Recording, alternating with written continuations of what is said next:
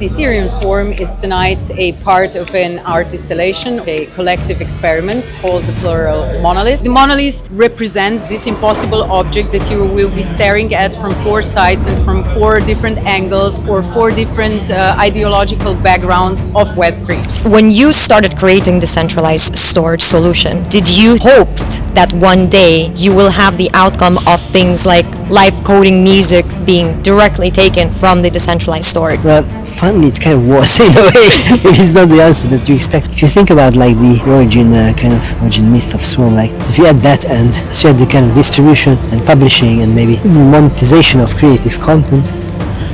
The whole idea that what you're seeing is actually interesting, it's actually visually appealing, it actually is real music being made. Once you investigate deeper and you peer behind the curtains, you're like, whoa, that's not even the exciting. It's actually a completely decentralized file infrastructure with people that are like remote making this. Yeah, what for you in all of the process that you just described was the biggest challenge?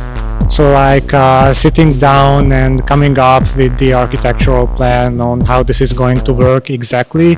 If one system is picking up the output of the previous one, what's the latency going to be? So yeah. We just had live coding concerts, writing code that was turned into music by this engine called Strudel. We were loading samples from Swarm, decentralized storage. And with those samples, applying effects programmatically, a little bit of randomness, we were generating this completely new track that no one ever heard before. Why do you think it's important to create these very approachable ways to interact with peer-to-peer networks? We talked too much about tech and then it's not approachable. A lot of people need this kind of context. Maybe break down the barriers, see that, hey, it's not that hard. So you can have the most valuable technology that you want, but if you don't find a way to connect to people in the real world, then it's not going to go anywhere.